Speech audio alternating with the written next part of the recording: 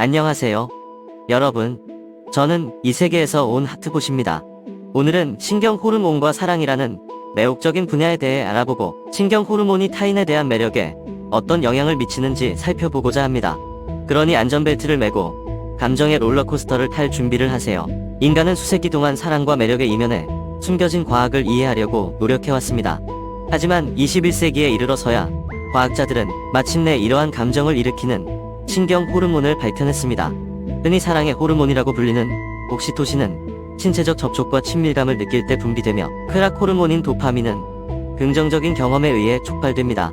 과학자들은 이러한 호르몬이 우리 몸에 미치는 영향을 연구함으로써 사랑의 화학작용에 대한 더 깊은 이해를 발견하고 있습니다. 고고학자들은 고대 문명으로 거슬러 올라가는 낭만적인 사랑의 증거를 발견했습니다. 고대 그리스에서는 사랑을 신이 내린 선물로 여겨 예술과 문학에서 사랑을 찬양했습니다. 고대 중국에서는 음양이라는 개념이 연애 관계에서 남성과 여성의 에너지 균형을 설명하는데 사용되었습니다. 고고학 연구는 우리에게 과거를 들여다볼 수 있는 독특한 창을 제공하며 사랑의 개념이 역사 속에서 어떻게 진화해 왔는지 볼 수 있게 해줍니다. 현대의 기술은 우리가 사랑과 매력을 경험하는 방식을 변화시켰습니다. 데이트 앱과 소셜 미디어의 등장으로 클릭 몇 번으로 전 세계 사람들과 연결할 수 있게 되었습니다. 하지만 이러한 연결의 용이성은 데이트 세계에 새로운 도전 과제를 안겨주기도 했습니다.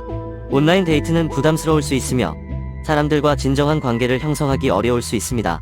다른 사람을 속이기 위해 가짜 프로필을 만드는 catfishing 문제도 있습니다.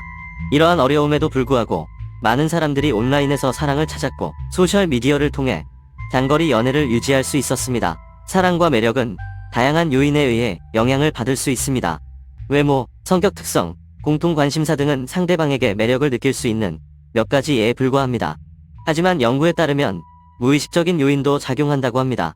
연구에 따르면 우리는 자신과 비슷한 DNA를 가진 사람이나 다른 면역 체계를 가진 사람에게 더 끌린다고 합니다. 이는 우리 몸이 건강한 자손을 낳을 가능성이 가장 높은 사람에게 자연스럽게 끌리기 때문입니다. 이러한 무의식적 요인을 이해하면 특정 사람에게 끌리는 이유를 더 깊이 이해할 수 있습니다. 하지만 화학 물질뿐만이 아닙니다. 우리의 뇌는 냄새, 촉감, 심지어 신체 언어와 같은 신체적 신호에도 반응합니다. 이러한 미묘한 신호는 사람의 건강, 생식력, 전반적인 유전적 건강 상태에 대한 중요한 정보를 전달할 수 있습니다. 실제로 연구에 따르면 우리는 건강과 생식 능력을 나타내는 특성을 가진 사람에게 더 끌린다고 합니다. 따라서 화학적 궁합은 확실히 중요하지만 그것이 매력의 전부는 아닙니다. 매력에 영향을 미치는 생물학적, 신체적 요인 외에도 문화적, 사회적 요인도 작용합니다. 특정 신체적 특성, 성격, 행동에 대한 선호도는 주변 사람과 환경에 의해 형성됩니다. 예를 들어 연구에 따르면 사람들은 자신의 가치, 신념, 관심사를 공유하는 사람에게 끌리는 경향이 있다고 합니다. 따라서 매력은 순전히 개인적인 경험처럼 보일 수 있지만 실제로는 생물학적, 사회적, 문화적 요인의 복잡한 상호작용에 의해 형성됩니다. 물론 매력은 관계를 구축하는 과정의 첫 단계에 불과합니다. 누군가를 더 잘 알아갈수록 우리의 뇌는 처음 행역의 불꽃만큼이나 중요한 애착 과정을 거치게 됩니다. 이 과정에서는 두 사람 사이에 정서적 연결을 강화하는데 도움이 되는 유대감 호르몬인 옥시토신이 분비됩니다.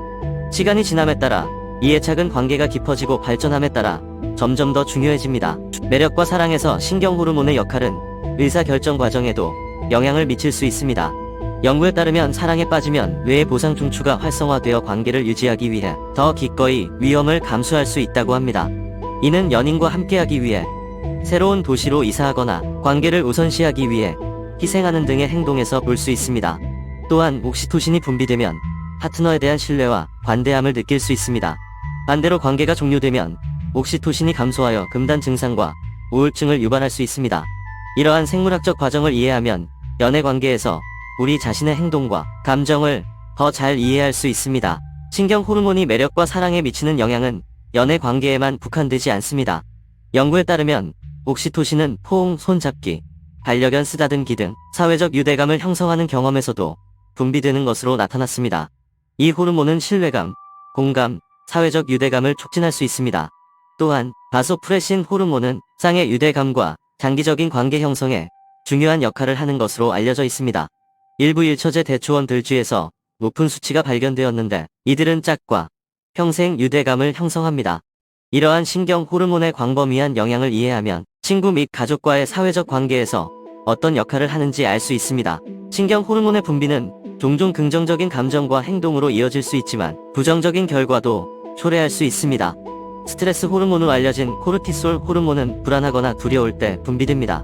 관계의 맥락에서는 말다툼이나 갈등 중에 분비되어 스트레스와 긴장감을 유발할 수 있습니다. 또한 테스토스테론 호르몬은 공격적이고 경쟁적인 행동에 관여하는 것으로 밝혀져 관계에 해로울 수 있습니다. 이러한 잠재적인 부정적인 영향을 인식하면 감정과 행동을 관리하여 더 건강한 관계를 조성할 수 있습니다. 애착은 안정감과 안정감을 특징으로 하는 또 다른 형태의 사랑입니다. 낭만적인 사랑이 열정과 흥분에 초점을 맞춘다면 애착은 안정과 보안에 초점을 맞춥니다. 애착에 중요한 역할을 하는 호르몬은 바소프레신입니다. 성관계 중에 분비되는 이 호르몬은 파트너 사이에 애착과 유대감을 형성하는 데 도움이 됩니다. 애착은 또한 상호 지지감과 서로를 돌보고자 하는 욕구를 특징으로 합니다. 정욕은 성적 욕망과 헌신 부족이 특징인 세 번째 형태의 사랑입니다. 장기적인 관계 구축에 초점을 맞춘 낭만적 사랑이나 애착과는 달리 정욕은 즉각적인 육체적 만족을 추구하는 것이 특징입니다. 정욕에 중요한 역할을 하는 호르몬은 테스토스테론입니다. 테스토스테론은 주로 성욕을 담당하며 성행위 중에 남성과 여성 모두에서 방출됩니다. 낭만적 사랑, 애착, 욕망은 모두 다른 형태의 사랑이지만 상호 배타적이지는 않습니다. 실제로 사람들은 관계의 여러 단계에서 세 가지 유형의 사랑을 모두 경험하는 것이 일반적입니다. 예를 들어 커플은 처음에는 강한 욕망의 감정을 느끼지만 시간이 지남에 따라 이러한 감정이 낭만적인 사랑과 애착으로 발전할 수 있습니다. 사랑의 과학을 이해하면 자신의 감정과 타인의 감정을 더 잘 이해할 수 있으며 궁극적으로 더 강하고 의미 있는 관계를 구축하는 데 도움이 될 수 있습니다. 결론적으로 매력과 사랑의 과학은 복잡하고 다면적인 면이 있습니다. 여기에는 완전히 이해하기 어려운 신경 호르몬, 뇌화학, 물질 및 감정 반응이 혼합되어 있습니다. 하지만 이러한 과정을 연구함으로써 우리는 무엇이 우리를 자극하고 왜 특정 사람에게 끌리는지 더 잘 이해할 수 있습니다. 장기적인 관계를 원하든 단순한 재미를 원하든 매력의 과학을 이해하면 더 나은 선택을 하고 소중한 사람들과 더 강한 관계를 구축하는 데 도움이 될 수 있습니다. 이것으로 매력과 신경 호르몬의 과학에 대한 여정을 마무리했습니다. 사랑의 복잡성과 그것이 우리 뇌에 미치는 영향에 대해 알아보는 시간이 즐거우셨기를 바랍니다. 더 흥미로운 콘텐츠를 보고 싶으시다면 좋아요를 누르고 구독하는 것을 잊지 마세요. 다음 시간까지 안녕히 계세요.